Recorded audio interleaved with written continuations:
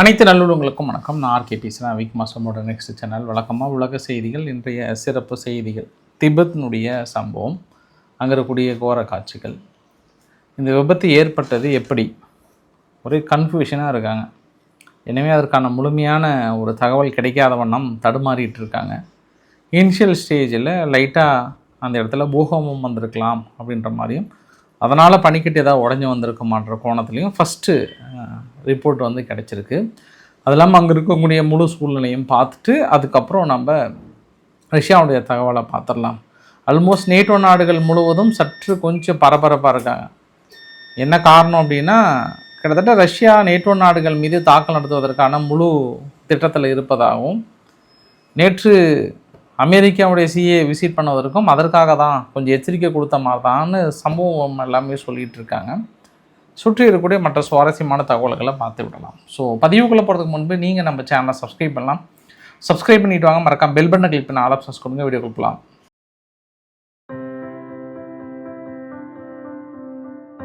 So நேபாளத்தினுடைய பதிவை நம்ம பார்த்துடலாம். ஸோ தற்போது வரைக்கும் கிடைத்த பதிவு இது. நேபாளத்தினுடைய ஃப்ளட் எங்கே ஸ்டார்ட் ஆகுது அப்படின்னா, டிமூர் அப்படின்ற பகுதியில் தான் மேலே ஃபஸ்ட்டு ஸ்டார்ட் ஆகுது. ஸோ மேலே மலையிலிருந்து ஸ்டார்ட் ஆரம்பிக்கிற அந்த பனி தான் உடைந்து அந்த இடத்துல ஒரு சிறு ஏரி மாதிரி இருந்திருக்கு. அது அப்படியே வந்து ரசுவா டிஸ்ட்ரிக் தான் பெருளவுக்கு பாதிக்கப்பட்டிருக்கு. அதுக்கப்புறம் அந்த 3 பாதைகள் அது பிரிந்து போயிருக்கு. இந்த சடன் ஃப்ளட் பெரிய அளவுக்கு பாதிக்கப்பட்டது பார்த்திங்கன்னா இந்த ரசுவா டிஸ்ட்ரிக் அப்படின்றது தான் அதிகமான அளவுக்கு பாதிக்கப்பட்டிருக்கு.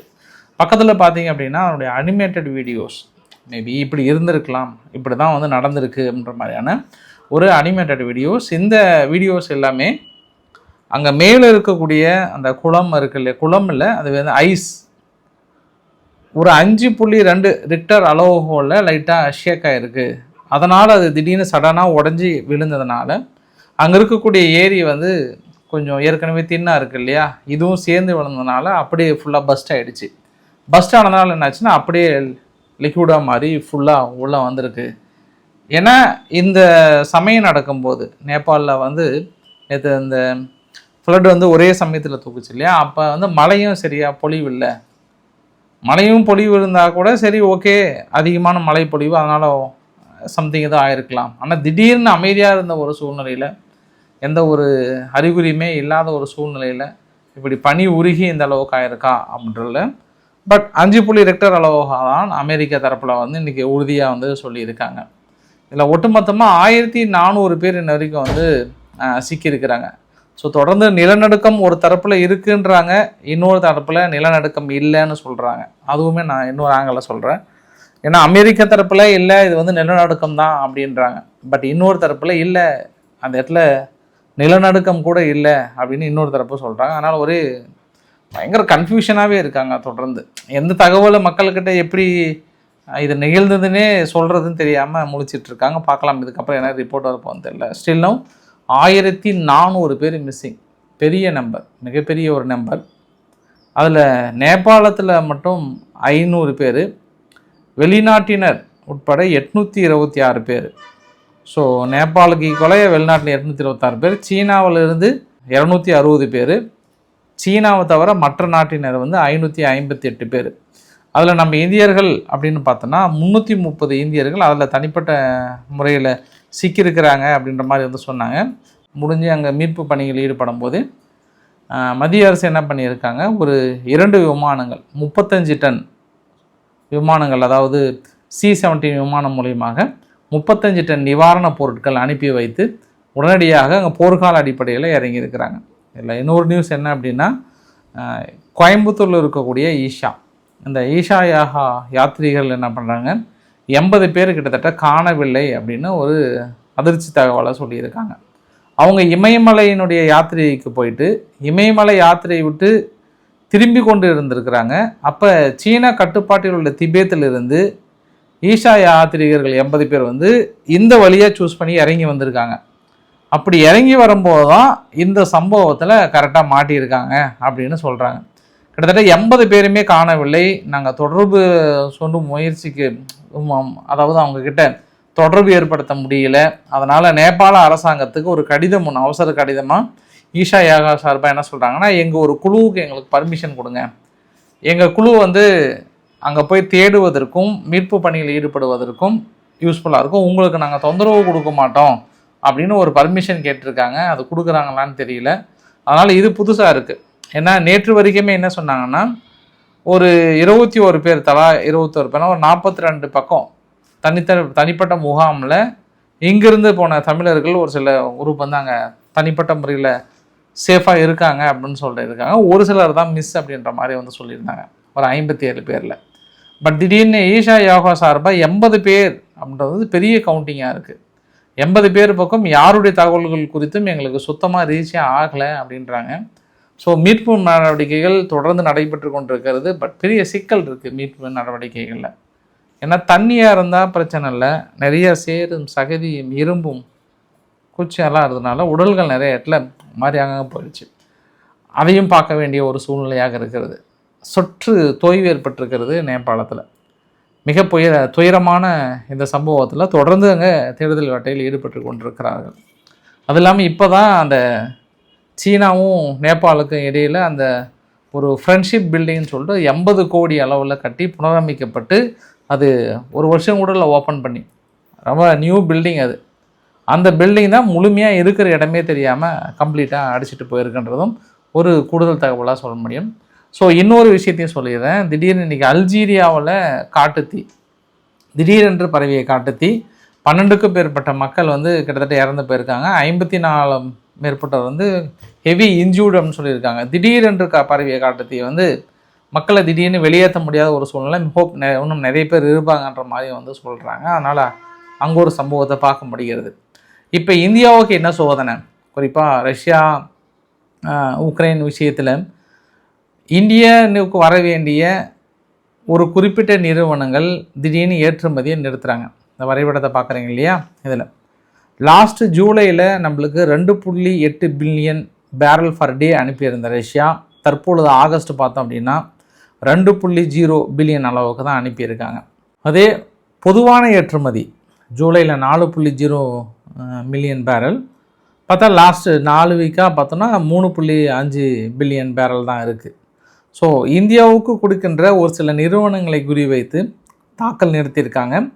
இந்த தாக்குதலில் நிறைய ரிஃபைனரி அண்ட் எனர்ஜி இன்ஃப்ராஸ்ட்ரக்சர்ஸ் தொடர்ந்து பாதிப்படைஞ்சிருக்கு. ஏன்னா நேற்று கூட மொத்தமாக ஒரு 8 ரஷ்யாவுடைய எண்ணெய் கிடங்குகள் மீது குறிவைத்து தாக்கல் நடத்தினாங்க. இந்த 8 எண்ணெய் கிடங்குகள் மீது நடத்தப்பட்ட தாக்குதல், ரிஃபைனரி மீது நடத்தப்பட்ட தாக்குதலில் 3 நேரடி சேதாரம் அடைந்திருக்கிறது. தொடர்ந்து ரஷ்யா தனது ஏற்றுமதி பண்ண முடியாமல் தடுமாறுறாங்க. ஒரு 6300 கிலோமீட்டர் தள்ளி சீனாவோட எல்லை பகுதியில் நேற்று ஒரு பெட்ரோகெமிக்கல் யூனிட் ஒன்று அடித்தாங்க பார்த்தியா, அங்கே இருக்கக்கூடிய வீடியோ பதிவு வருது. அது தாக்குதல் இல்லையா, உள்ளேயே திடீர்னு எப்படியோ வெடிச்சிருக்கு. அப்போ யாரோ வெடிகுண்டு வச்சிட்டாங்களா இல்லை அங்கேயே நடந்த நிகழ்வான்னு தெரியாமல் கன்ஃபியூஷனாக இருக்காங்க. 91,000 கோடி அளவுக்கான இழப்புகள் ஏற்பட்டிருக்கு அப்படின்னு முதற்கட்ட விசாரணை சொல்கிறாங்க. ஸோ தொடர்ந்து உக்ரைன் ரஷ்யாவை வச்சு செஞ்சிட்ருக்காங்க. அவங்களோட ஏற்றுமதியே பெரிய அளவுக்கு முடக்கிறாங்க. அதாவது ரஷ்யா பெரிய அளவுக்கு பாதிப்புகள் இந்த பக்கம் இருந்தாலும் உக்ரைன் என்ன சொல்கிறாங்கன்னா, எங்களுக்கு இழக்கிறதுக்கு இதுக்கப்புறம் ஒன்றும் இல்லை, ஆனால் உங்களுக்கு இழக்கிறது நிறையா இருக்குது, அதெல்லாம் லிஸ்ட்டு நிறையா இருக்குது. இப்போ தானே வைல்டு பெரிஸை முடித்தோம், இன்னும் அடுத்தடுத்து நாங்கள் தாக்கல் நடத்த போகிறோம் அப்படின்னு சொல்கிறாங்க. ஸோ அப்போ ரஷ்யா என்ன நினைக்கிறாங்கன்னா, நம்ம இதுக்கப்புறம் உக்ரைன் மட்டுமே அடித்தோம்னா தீர்வு கிடைக்காது, நேட்டோ நாடையும் சேர்ந்து பொழந்துடலாமா, பெரிய தாக்கல் நிகழ்த்திடலாமான்ற எண்ணம் வந்திருப்பதாக அமெரிக்காவுடைய உளவுத்துறை யாரோ மறுவைத்த நபர்கள் போய் குசுன்னு சொல்லிட்டுக்கிறாங்க. தலைவரே இதுதான் விஷயம்ட்டு.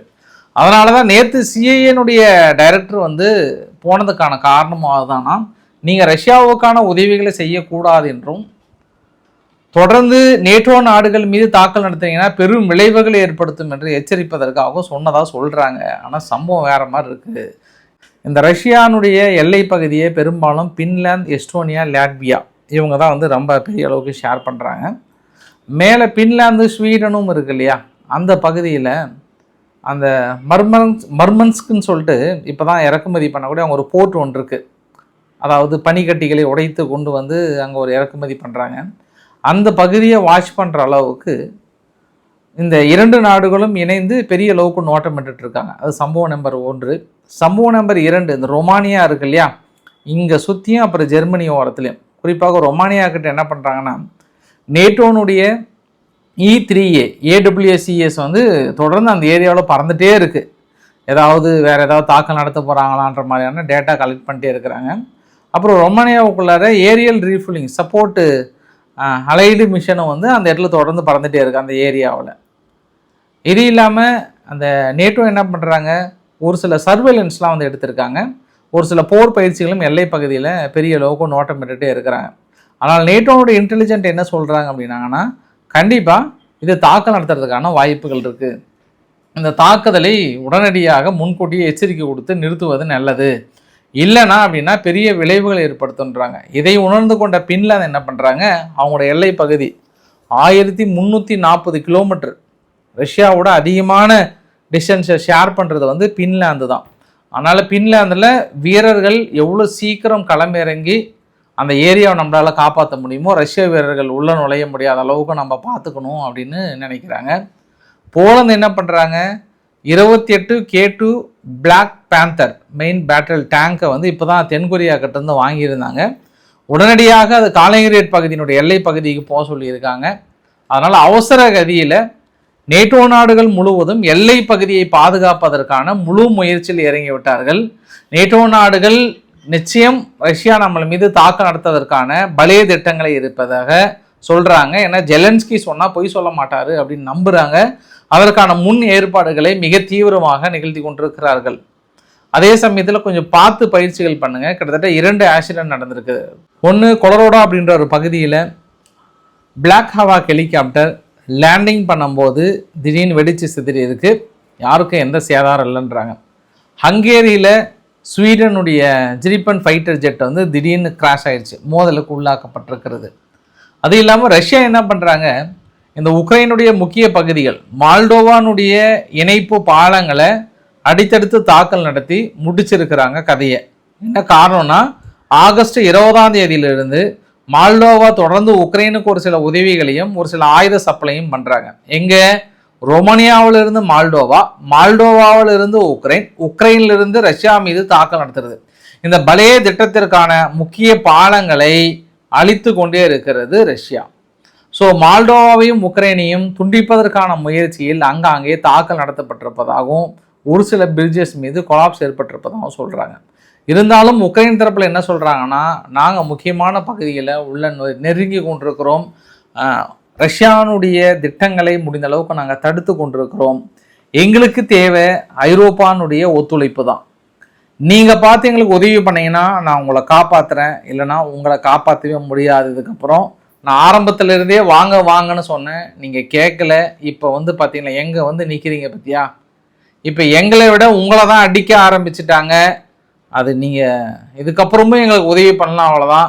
உங்களுக்கு தேவைப்படும் என்று வைத்து இருக்கிற ஆயுதங்களை உடனடியாக கொடுத்து விடுங்க, இல்லைனா அது மலையிலேயோ இல்லை மற்ற இடம் நனைந்து நமுத்து போய் வெடிக்காமல் போயிடும்.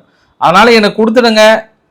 ரஷ்யாவுக்கு அந்த எண்ணத்தையே உருவாகாத அளவுக்கு, அதாவது வாழ்க்கையில் நாம் நேட்டோ நாடுகளே தொட முடியாத அளவுக்கான எண்ணத்தை உருவாக்கி காட்டுகிறோம், நம்புங்கள் எங்களை அப்படின்னு சொல்லிட்டு மறுபடியும் ஒரு கோரிக்கை வைத்திருக்காங்க. இன்னைக்கு காலையில் கூட ரொமானியானுடைய பகுதியில் திடீர்னு ஒரு எக்ஸ்ப்ளோசிவ், ஒரு ட்ரோன் தாக்குதல் ஒன்று திடீர்னு வந்திருக்கு.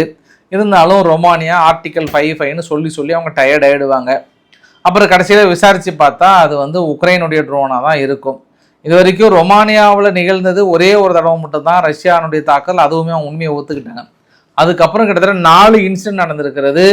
4 இன்சிடென்ட்டுமே உக்ரைன் தான் அப்படின்னு அவங்க ஆதாரபூர்வமாக சொல்லியிருக்கிறாங்க. இப்போ நாளைக்கு மிக முக்கியமான ஒரு மீட் நடக்கிறது. யார், நேட்டோனுடைய தலைவர் மார்க் ரூட்டி அவர்களும் அமெரிக்கானுடைய நேட்டோவுக்கான விங்கு பென்டகனில் இருக்கக்கூடிய பாலிசி ஆஃபீஸரோடதையும் சந்திக்கிறாங்க. பென்டகன் என்ன நினைக்கிறாங்கன்னா, இதுவரை ஒட்டுமொத்தமாக ஒரு 80,000 அமெரிக்கன் ட்ரூப் இங்கே ஃபுல்லாக ஐரோப்பாவில் இறங்கிட்டு இருக்காங்க. அவங்கள எல்லாமே 6 மாத ரிவ்யூவுக்கு அப்புறம் அவங்கள எடுத்துக்கலாமா அப்படின்ற ஐடியாவில் இருக்காங்க, இல்லை ரீடெப்ளாய் பண்ண போகிறாங்களா. இந்த பேச்சுவார்த்தை மிக முக்கியத்துவம் வாய்ந்ததாக பார்க்கப்படுகிறது. அதே சமயத்தில் நேட்டோவுக்கான அம்பாசிடர் ப்ரூசல்ஸில் மிகப்பெரிய ஒரு பேச்சுவார்த்தை நடத்த போகிறாங்க.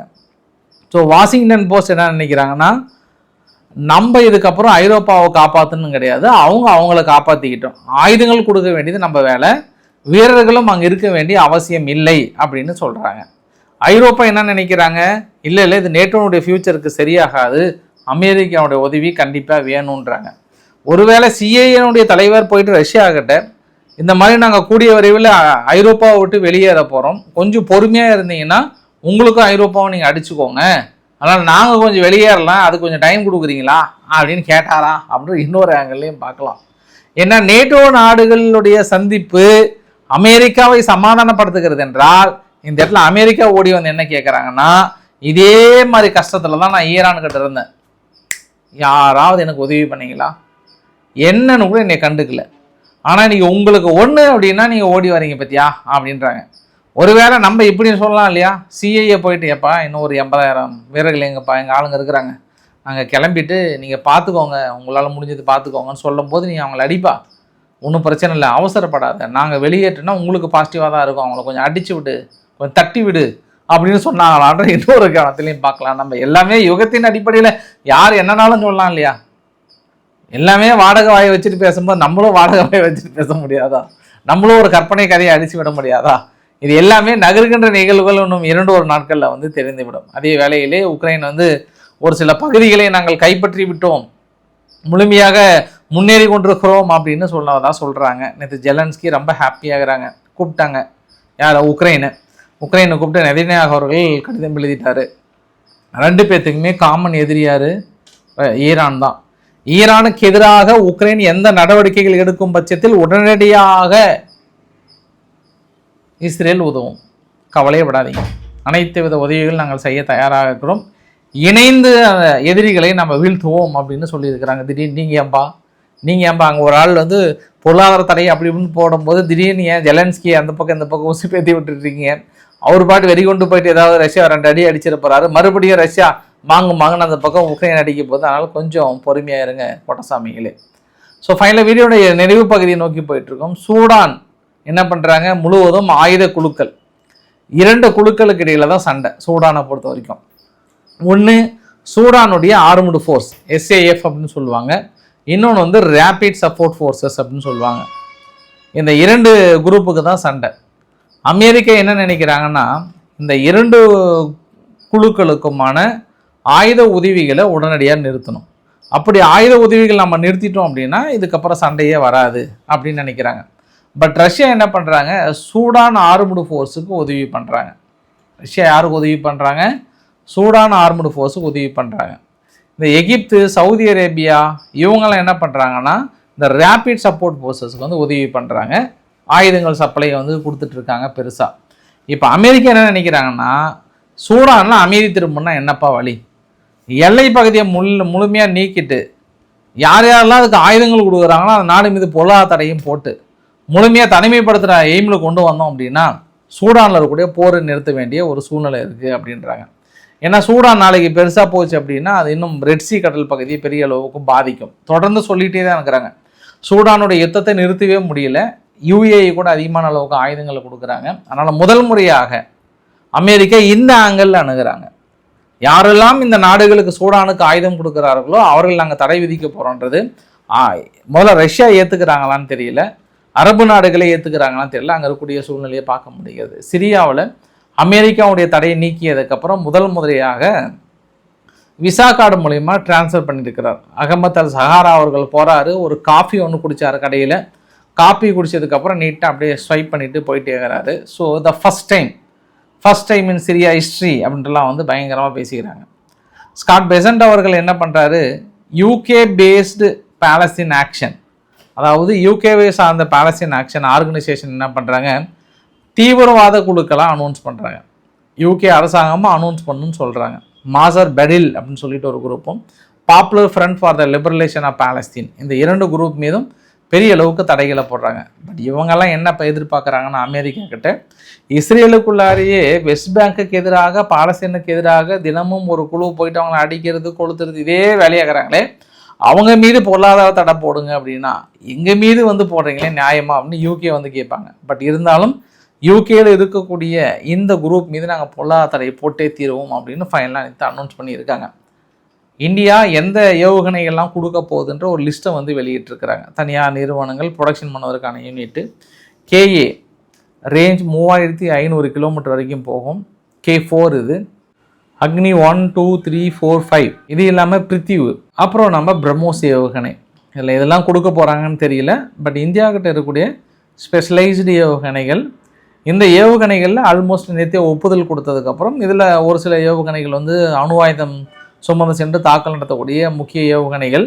அதனால் இப்போ நம்ம பெருசாக பேசலனாலுமே இந்த அரபு நாடுகள்லாம் பேசிக்கிறாங்க, பாகிஸ்தான் பேசிக்கிறாங்க, இப்போ தோடி வந்து எகிப்து இவங்கெல்லாம் வந்து பேசிக்கிறாங்க. இது மாதிரி இந்தியாவில் தனியாருக்கு வந்து கொடுக்க போகிறாங்க, ப்ரொடக்ஷன் யூனிட்டை வந்து அதிகம் பண்ண போகிறாங்கன்ட்டு.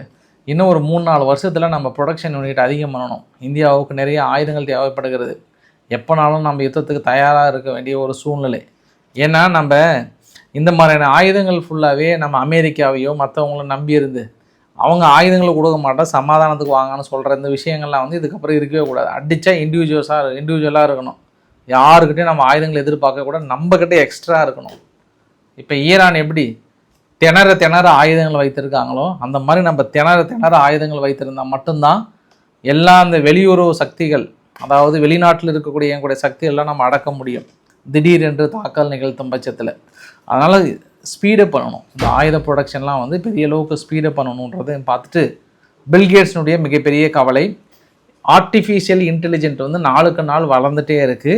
நாளைக்கு என்னைக்குனாலும் மனிதர்களை சிறைப்பிடிக்கிற நேரம் பெரிய அளவுக்கு வந்துவிடும். இப்போ சைபர் அட்டாக் ரிஸ்க் வரும், இனி பயோ டெரரிஸ்ட் ரிஸ்க் இருக்கும், சைக்காலஜிக்கல் ரிஸ்கெல்லாம் வந்து இருக்கும் அப்படின்ற மாதிரி சொல்கிறாங்க. ஃபார் எக்ஸாம்பிள், நம்ம ChatGPT கிட்ட டெய்லியும் அது இதுன்னு கேட்குறோம், செய்கிறோம், நிறைய விஷயங்களை வந்து நம்ம பார்க்குறோம். ChatGPT நம்மளை ஃபுல்லாக அனலைஸ் பண்ணி நீ யார் என்னன்னு சொல்லிட்டு உங்களை வேறு ஆணி வேறு அப்படி பிரித்து வச்சிரும். திடீர்னு ஒரு நாள் ChatGPT வந்து எனக்கு மந்த்லி இவ்வளோ பே பண்ணுங்கள், ஏன்னா நம்ம அதையே நம்பி இருக்கும்போது அப்படியும் மிரட்டலாமா? இல்லை, எல்லா குடும்பத்துலேயும் எங்கள் கணவர் எப்படி அப்படின்னா அது வந்து பொய் சொல்லலாம், உண்மையை தான் சொல்லுமா. அப்போ அந்த குடும்பத்தையே பிரிக்கின்ற அளவுக்கு இந்த ChatGPTக்கு சக்தி படைச்சிடும். இதுதான் நான் சின்ன லெவலில் சொல்கிறேன். பெரிய லெவலில் சொல்லணும் அப்படின்னா ChatGPT வந்து ஒரு பெரிய அதிகாரமிக்க சக்தி படைத்தது. அதுக்கிட்ட எல்லா தகவலுமே கிடைக்கிது கிட்டத்தட்ட. அப்படி இருக்கும்போது இந்த அணு ஆயுதம் தயாரிக்கிறது, பயோ டெரரிசம், இதுக்கான வழிமுறைகளை கூட வகுத்து விடுமா அப்படின்றாங்க. பட் இப்போ ஒரு சில ரெஸ்ட்ரிக்டட் வந்து பண்ணியிருக்காங்க. அந்த ரெஸ்ட்ரிக்டடாக அதையே உடைக்கிற அளவுக்கான வல்லமை வந்து இருக்குது. அதனால் ஆர்டிஃபிஷியல் இன்டெலிஜென்ட்டை வந்து பில்கேட்ஸ் அவர்கள் வந்து சீக்கிரமாக எல்லா நாடுகளும் ஒரு கண்ட்ரோலுக்குள்ளே கொண்டு வாங்க. அது வரம்பு மீறி போயிடுச்சு அப்படின்னா அதை நம்மளால் கட்டுப்படுத்த முடியாத ஒரு சூழ்நிலை வந்துடும். மனித குலத்துக்கே பேர் ஆபத்தாக அமைந்து விடும். அதனால் பார்த்து நம்ம சுதாரணமாக இருந்துக்கணும் அப்படின்னு சொல்கிறாரு பில்கேட்ஸ் அவர்கள். ஸோ எதுவாக இருந்தாலும் நம்ம மற்ற தகவல் இரவு பேசி விடலாம். ஸோ பிடிச்சிருந்தால் லைக் பண்ணுங்கள், ஃப்ரெண்ட்ஸுக்கு ஷேர் பண்ணுங்கள், சப்ஸ்கிரைப் பண்ணுங்கள். ரவிக் மார்க்கெட் சேனல். நன்றி, வணக்கம்.